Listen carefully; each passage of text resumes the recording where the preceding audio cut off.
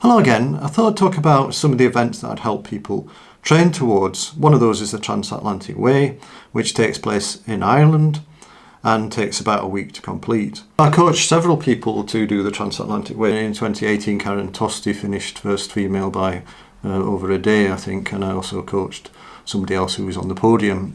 And there are three things that I think may be quite important for this event that make it sort of unique. One being that it's got lots of short hills, so it's up and down, and that can be quite challenging to do a short hill and then recover, and then another hill and then recover, and then another hill and then recover. To some extent that can be more tiring than just getting at a certain pace and doing a long climb as you might do if you did the Transcontinental, where you're doing long climbs over the Alps usually, or other mountain ranges. The weather's quite important because it's, well, a name, it's next to the Atlantic and it's an island, so it's quite wet. It rains a lot in Ireland, and also it's quite windy because it's next to a large area of sea, so there's a lot of space for wind to build up. So it's wet and windy, so actually your logistics, the kit you have, what you decide to do for your recovery time, whether you choose to go in a bed and breakfast or you need, well, basically you're likely to want to find shelter or take a tent. But to deal with these factors, I used a fairly similar approach to my normal approach, like building endurance during the weekends and building speed during the week. We built endurance through audaxes and long rides and things like, well, the festive 500 is always a good thing to do over Christmas and New Year. These were either formal events and building the duration, or they were informal events and building the duration. Audax is like, if you've only got a 200 kilometre audax, you can always ride there and back, sort of build up the distance by doing it that way, and then as the weather improves or as the spring comes along and there's more light, there are more longer audaxes to take part in, like might be a few 400s or something like that, and that really sort of builds up the endurance. And it's by making a commitment to a formal event, it's more of a formal practice, and that can be quite important. And for the hills, we combine this with watt bikes, but obviously you could use a turbo trainer or a smart trainer at home, or an indoor bike, or whatever works for you. But by doing interval training, we were able to replicate these hills. So we looked at the course. You can look at the course and make an estimate of the type of duration that you're likely to be climbing for, and do intervals at those durations with a fairly short recovery. So you're getting used to working hard and recovering again and again.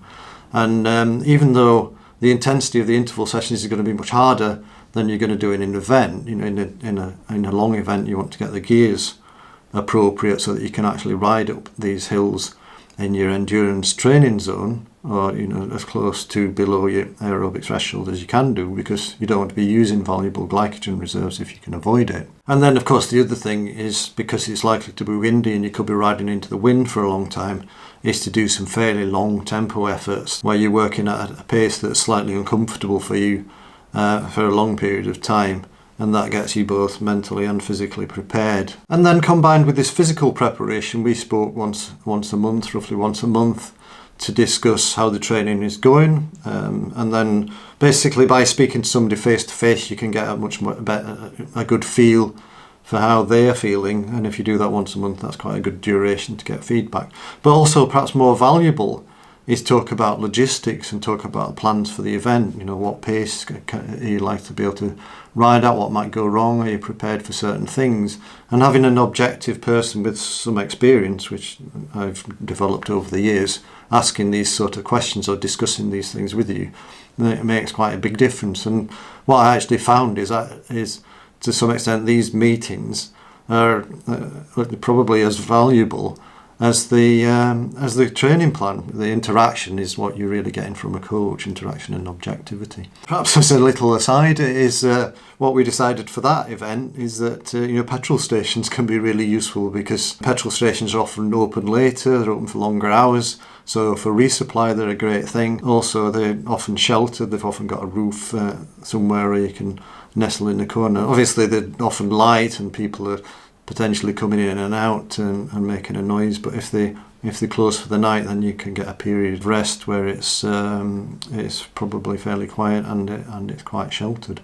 So having an idea of where these places to resupply are on your route can be quite useful. So the three main points are interval training to build speed and also to replicate the hills. So you might want to do some quite long interval sessions, where by long I mean like 50 by a minute or something like that. Just get used to the up and down of all these hills that you're going to come across and get you mentally tough.